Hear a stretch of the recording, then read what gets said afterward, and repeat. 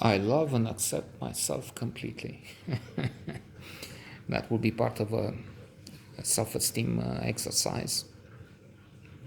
And you should read Six Pillars of Self-Esteem. Nathaniel Branden. He's the ultimate expert on self-esteem. Quite an interesting figure.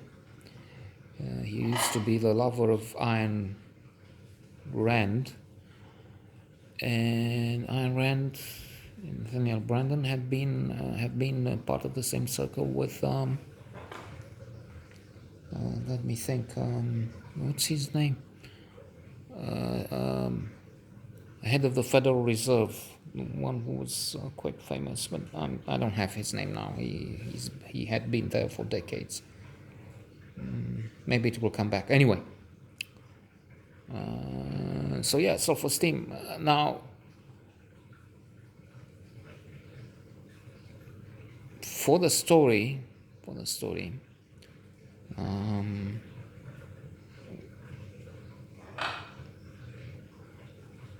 meeting the Queen of Beauty must have been. I'm not sure. I'm trying, as I said. Maybe the main goal of doing this is to look back, supposedly with someone who's there on the internet, and watching, understanding this, feeling sympathy or relationship of some kind. Looking back, trying to understand, to analyze, to interpret. Maybe only now to find what happened, how was it, what went wrong. It was wonderful. So, meeting the Queen of Beauty must have been exalting, exhilarating, and a boost to the self-esteem. On the other hand, Termina, I'm sure I remember a degree of agitation, of anxiety, of insecurity, and talking to my sister and asking her for her advice. I mean, look, I met this girl. Have you watched the show? No. Well, I'm telling you, she's the winner of the competition for Miss, most beautiful girl in the land. Now, it's true. Maybe I'll repeat this. It's nonsense to take this for granted and run with it.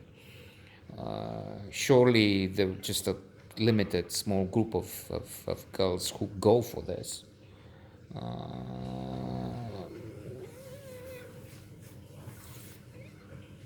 For the most part, there would be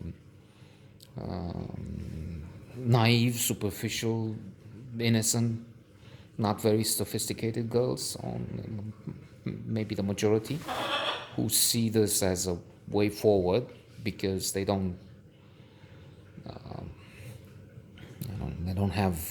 think of other means. They're not very intellectual, erudite. There will also be a group who would try all means. They're very determined. They want success. They want to rise in the social sphere, social, financial, whatever. Super intelligent. But there's a limited. I mean, it's not like they go everywhere, in every house, in every city, in the villages, and so on, and then they select and select again, and they come. No, they announce it. They have some selection, but then it's not. It's limited in its purpose. Okay, and its results. It not signify all that much. Let's say, if anything.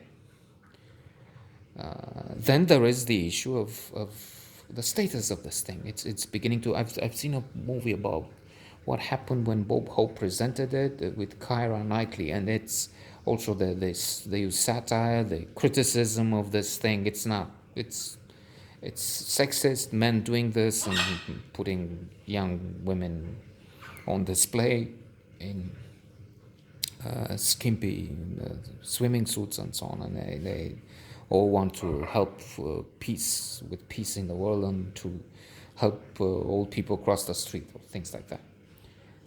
So yes, there is something to that. Now, having said that, still, there is something. So in this, plus to make it clear from the beginning, this was and probably is a very intelligent, ambitious young woman, very capable, skilled, accomplished. She will make mistakes, like marrying a fucking idiot and a crook, but we're not there yet. Plus, she would miss on the opportunity to be the spouse of this guy who's telling the story. But then we can flip this around and say she was smart enough to avoid being with this guy longer. Maybe she was even smart enough to know that she can be with this fellow, use him for what it's worth, have him drive her around and be all he can be. Materially, I mean, a page, a butler, a servant, whatever, master and servant, like in Depeche Mode.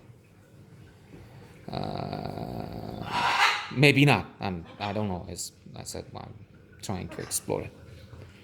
And so there was also a challenge here, a modest here. How can I, ordinary and regular and common as I am, aspire to this degree of nobility? Nobility, not in the sense of